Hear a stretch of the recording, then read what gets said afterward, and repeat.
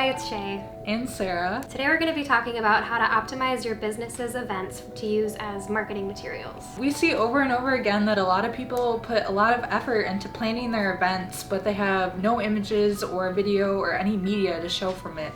So they maybe invest a lot of money, say planning a conference, a big event, but then when we ask to see photos or anything from the event, that's not often the case.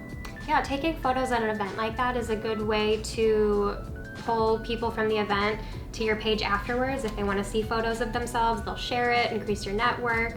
It's also a great way to give yourself photos that you can later on use on your website or in pamphlets and various marketing materials. So Sarah is our media specialist. I have a few questions for her about how to optimize these events. So Sarah, for photos at a business event, do you need to hire a professional photographer or can you take the photos yourself?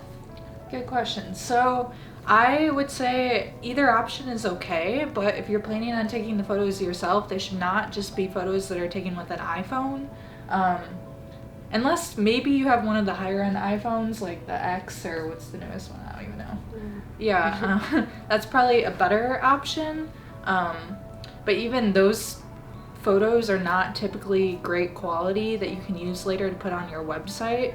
If you have a DSLR camera of some sort, or even like a mirrorless small camera that takes quality photos, that's a good option for you. And then I would make sure you have one person that's dedicated at the event to be your dedicated photographer to take the photos at the event. I think it's easy to say, oh yeah, so-and-so works here, they'll take photos, but often they get caught up in other activities like helping out run the conference or event, and then just don't put enough time into actually making sure they capture good photos. If you don't have a person at your event who wants to take photos, or you don't have a quality camera, or you're not confident in your abilities, it's not a bad idea to hire a professional.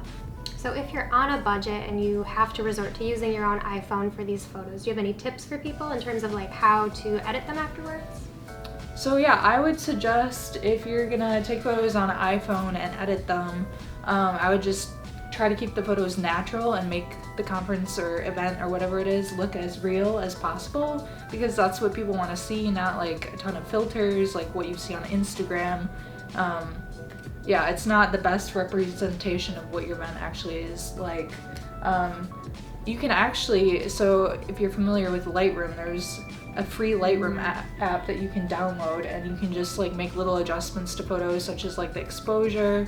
You can increase the brightness, maybe like increase the colors a little bit, but that would be my recommendation if you plan on using an iPhone. Lightroom is great.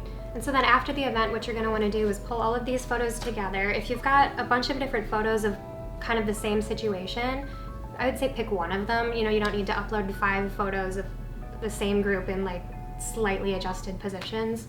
You're going to want to take the best batch of photos, upload them to Facebook, LinkedIn, and then don't be afraid to tag people and invite people to tag themselves, because that's what's going to help you expand your reach. If you have a company blog, that's also a great place to post those photos, and you can write up a little update saying how the event went. Yeah. So those are our tips. If you put any of them to use, be sure to let us know, and don't forget to like and subscribe to our channel for more videos like this. Yeah. We'll see you next time. Bye.